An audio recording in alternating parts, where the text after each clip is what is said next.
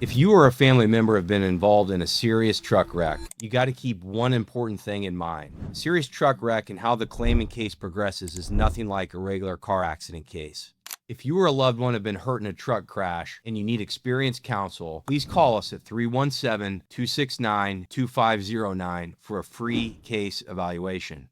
Hi, I'm John McLaughlin. And I'm Tony Patterson. We're attorneys at Parr Injury. Parr Injury has been around for more than 100 years, representing injury victims in central Indiana, the state of Indiana, and throughout the Midwest, obtaining recoveries for our clients in the 7- and 8-figure level.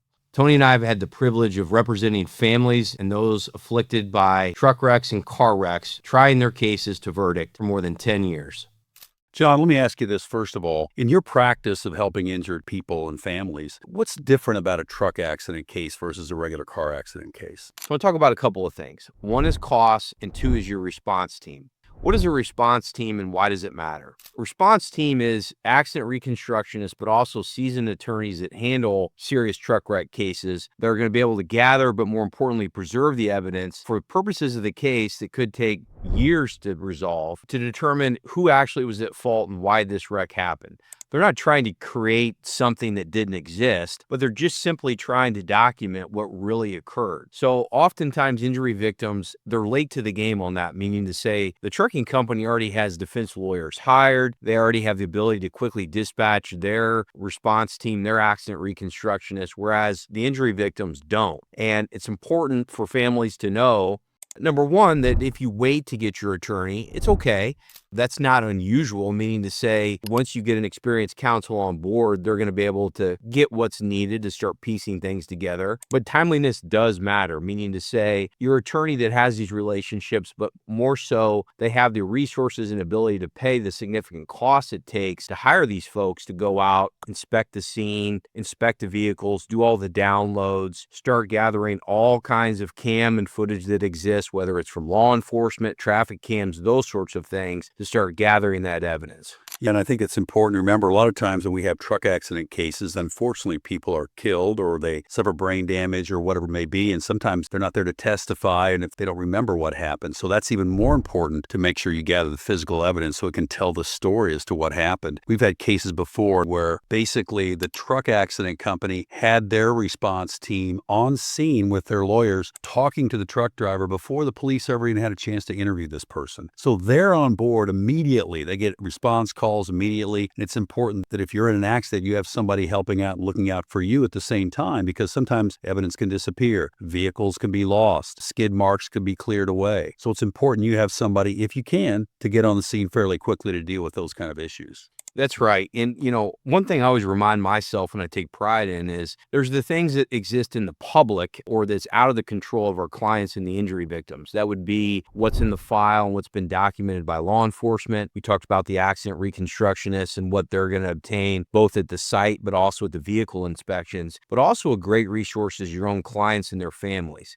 Don't forget that they're going to have evidence that is available to them, whether it's going to be witnesses that have reached out, social media, those sorts of things. And it's important for your attorney to work with you to see what evidence you have that's going to be able to tell your side of the story, if that makes sense. It does. And, we take for granted that people know this, John. But one of the things that's important to know is that these trucks, semi-trucks, and many cars have what are called black boxes or EDR modules. And they will tell you information about the semi-truck at the time of the accident. How fast was it going? Was its cruise control set? Did it steer to take any evasive action? Those are things that actually the computer will record so you can find that. So it's important to have that information preserved after an accident. So that's another reason why I get on top of it quickly. And reconstructionists who we hire many times in these circumstances can go out and get that information, because many times people will say, oh, I was driving X miles an hour, and you get the black box, and that's not at all the case. So it's important to make sure you preserve all the objective data that can be capitalized and gathered for the full analysis on the case. Right. And sometimes the black box is turned on and sometimes it's not. It's going to record speed. It's going to record hard braking. It's going to record steering wheel movement, whether somebody has their seatbelt on. But you've got to remember there's other avenues to put together how it all happened other than just that. Because as you know, Tony, not always is the black box going to be downloadable and information going to be able to be extracted from that black box. So what I've seen in my experience and practice is these accident reconstructionists finding other ways to determine determine the truck driver's speed. So say, for example, they have video or cam of the wreck occurring. We talked about the skid marks, the gouge marks. They can do that through their own process and use landmarks and points where the wreck happened to do a scientific analysis to determine how fast that truck driver was going at the time of the wreck.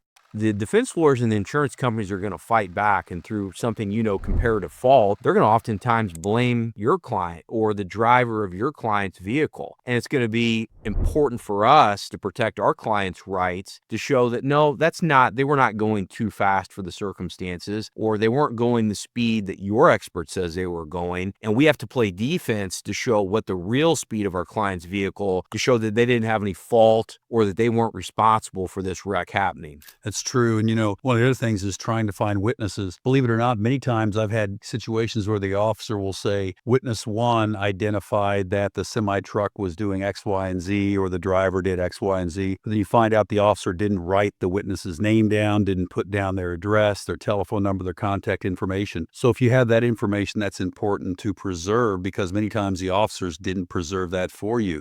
One thing we can do when we have that circumstance is most officers now have body cams on them. So we can typically ask for that body cam, and that should be available to you. Certainly, if you file a lawsuit, you can subpoena that information, or public records request, we can ask for the body cam videos. They usually charge for that. That is part of our representation. We'll pay for that up front to make sure we can get that, because a lot of times we can find admissions from the truck driver saying that they did X, Y, or Z. That's important. Or you might find witness statements, or you might actually be able to capture some physical evidence from the body cam that the officers didn't document themselves, and our experts can use that to help you on the other end of the case. Yeah, so talking about how a car wreck case could differ from a truck wreck case, we talked about the stakes being higher, but also it's important we have the ability here at Parr Injury, we have the ability through the process, and what is permissible for us to do is to front those litigation costs, meaning to say our clients and the families of our clients, they don't have the ability to pay tens of thousands of dollars on the front end to hire these accident reconstructionists,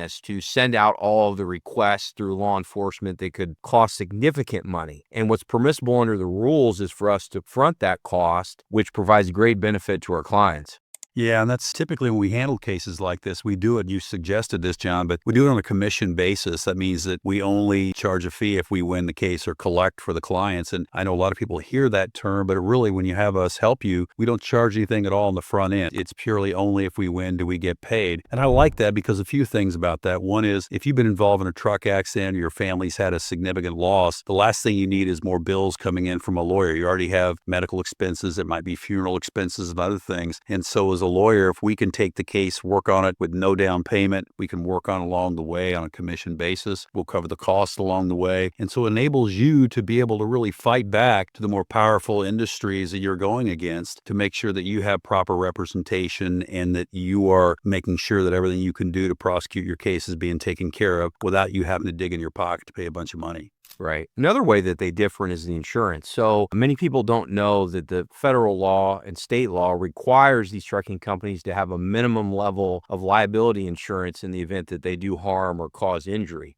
A car wreck case, it may be quick and easy to determine what all kinds of coverages are available to cover your client's losses and harms. You're going to look at the individual that hit them, their personal auto policy, and perhaps your client's own policy. It's just much more detailed and complex when a truck wreck is involved. So maybe we can talk a little bit about that and identifying all the liable parties that need to be added to the lawsuit or part of the case. Well, yeah, let me ask you that, John, since you brought that up. How can you have a situation, or in some situations, I know we think about, well, the driver is responsible, maybe his or her employer is responsible. Can there be more than one group of individuals that are responsible when there is a truck accident like this? Yeah, so just think about the trucking industry in general. What are these people doing? Well, they're transporting goods and product from location A to location B. And I think 60 Minutes just did an article, or they did a news clip about kind of an epidemic that's going on in the United States about these ghost truck drivers or trucking companies. They're kind of fly by night. And oftentimes what we see, and it's also important for when the lawsuits gets filed, because as you know, Tony, until the lawsuit's filed, we don't have the tools in our tool belt to really start taking depositions, subpoena documents, those sorts of things to peel back the layers of who all is responsible. So I'll talk first about what all we look at as we're working our way through a case about who could be liable for a truck wreck. And we talked about, the name on the side of the truck doesn't always tell the tale of who's going to be responsible. You're going to want to look at the federal motor carrier safety regulations to see who was the motor carrier or what Department of Transportation motor carrier number they're operating under. But then you're going to want to get all the documents to see who is exercising control over the truck driver at the time of the wreck. It may be one company or the company that was originally thought to be, but oftentimes it could be other companies or entities that share in responsibility. Yeah, that makes sense. John, you talked about filing suit. One thing that's important to know is that in Indiana, and each state has their own rules, but in Indiana, the general rule is that you have to file a lawsuit within 2 years of the day of the accident or your claim will be barred. It doesn't have to be settled within that time period, but you have to have the case filed. And if you don't do that, you lose any rights to compensation you have. So you need to make sure you file that within 2 years. And typically there's a lot of reasons why not to wait till then. But you did say one thing I think was important. You said that when you file your lawsuit, you then have the ability to subpoena information. I know sometimes we'll ask the insurance companies, hey, can you tell us what your insurance coverage is? Can you tell us who your insured is? And they'll say, well, we don't have to provide that information to you. Once you file a lawsuit, you have the ability to subpoena that information. They have to give that information to you. So, John, what things do you think when you do file a lawsuit and you have that subpoena power, what kind of things are you looking for in a case like this? Yeah, so big picture, just my thought process is I want to do two things. I want to identify all entities, parties, companies that are liable for the wreck. But I also want to identify all what I'll call buckets of coverage that could pay for the harm that's been caused to my client. And that gets tricky. And that also goes to timing because that isn't something that they're just automatically going to hand over to you. Oftentimes it takes a little bit of fighting's not the real word, but it's certainly going to take some litigation to get those documents through all the processes and the tools that we have to do it. And oftentimes what you're going to find is somebody's been catastrophically hurt. Perhaps there's death or there's a fatality, and there'll be the easy money. The insurance company is going to come to you and they say, oh, well, we have this policy and this is all that we have. Well, that always doesn't tell the tale. And what worries me is that sometimes families or injury victims, they're told that they go with it and they believe this is all that we have. And to me, that's just not right. You have to exhaust and make sure you've identified all the insurance policies. So what am I talking about?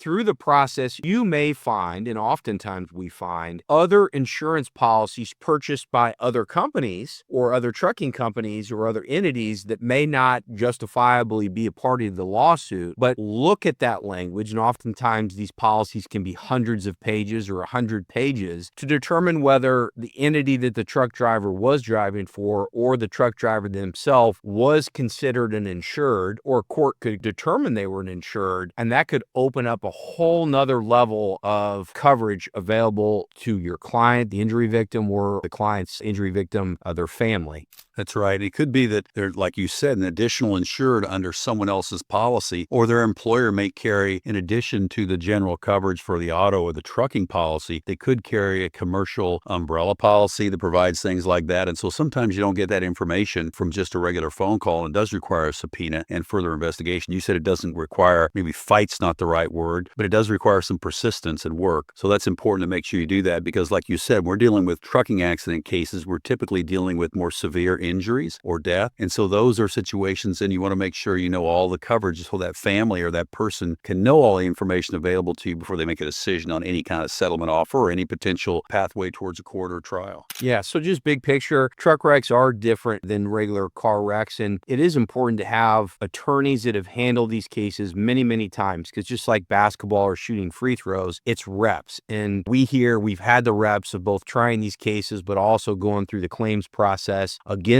these truck defense attorneys and truck company insurance carriers, and knowing how all of this flows, seeing the documents, working with the accident reconstructionists. And I think that really provides a leg up for the clients that entrust us to represent them on these cases. I agree, John. And one thing that's to remember is, I'm not suggesting that these trucking companies have horns and tails and pitchforks and that they're bad people. Right. But the point of the matter is they're running commercial business operation, and their business operation is to remain profitable. And to do that, the first thing they're going to do is, how can we make sure that we pay this person as little as possible on these claims? And the first way they're going to do that is try to avoid responsibility and say, well, it's not our fault. Second thing they're going to do is argue that you're not hurt as badly as they say. So it's important to know that you get lawyers that can help you battle both points along the way, but primarily initially to make sure you can prove the fault that you need to. Otherwise, you have a real uphill battle on dealing with these trucking accident cases if you fall behind from the jump and don't preserve that evidence. Yeah, and just final thought, I've really enjoyed and thought you and I have had great success working together over the years and teaming up to do all of these things that I think just provides great benefit to our clients and really digging in very deeply on these cases. I think that's true, and we've enjoyed doing that. And if you have a need, you can certainly reach out to us. We'll be happy to talk to you about your case or your family's case.